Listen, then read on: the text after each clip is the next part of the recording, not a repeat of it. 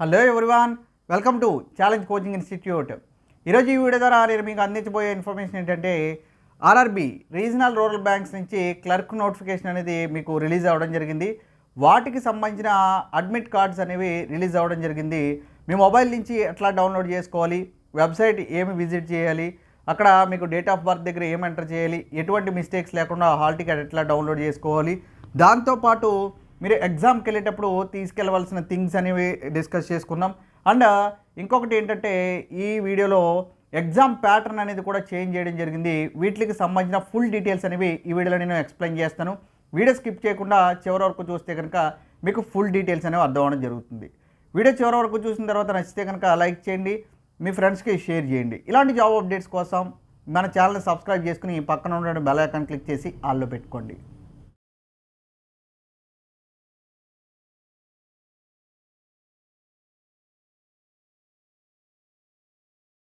Video start చేసుకోబోయే ముందు మీకు ఇచ్చే ఇన్ఫర్మేషన్ ఏంటంటే ఇలా రీజనల్ రూరల్ బ్యాంక్స్కి కానీ లేకపోతే కనుక ఎఫ్సిఐ కానీ నెక్స్ట్ ఎస్బీఐ అలాగే ఐబీపీఎస్ పిఓ నోటిఫికేషన్ వచ్చింది.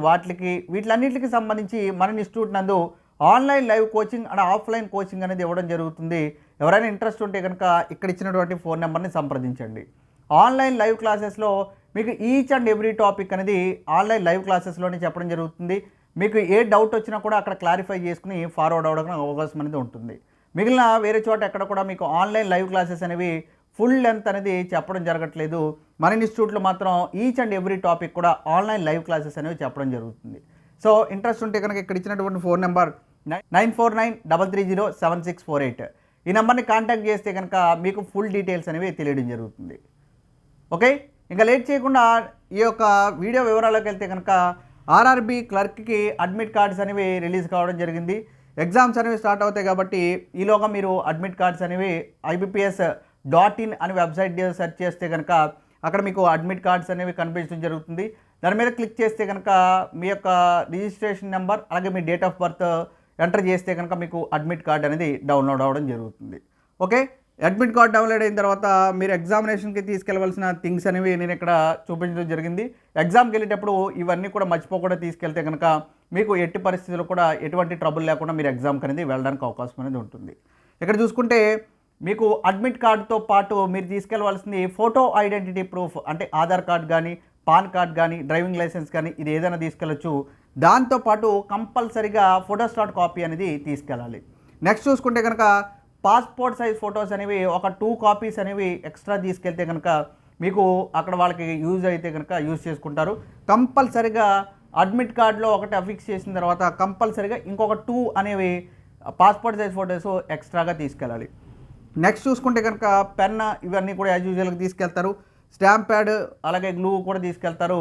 నెక్స్ట్ చూసుకుంటే కనుక ఎవరైతే ఫీమేల్స్ ఉండడం జరుగుతుందో వాళ్ళకి మ్యారీడ్ అయ్యి వాళ్ళని ఇనిషియల్స్ గట్టా ఏమైనా చేంజ్ అయితే కనుక మ్యారేజ్ సర్టిఫికేట్ లేకపోతే కనుక అక్కడ ఎగ్జామ్కి అనేది అలౌ చేయడం లేదు. సో ఇబ్బంది పడతారు కాబట్టి కంపల్సరీగా ఫీమేల్స్ ఎవరైనా ఉంటే కనుక వాళ్ళు మ్యారీడ్ అయితే కనుక మ్యారేజ్ సర్టిఫికేట్ కూడా తీసుకెళ్ళండి.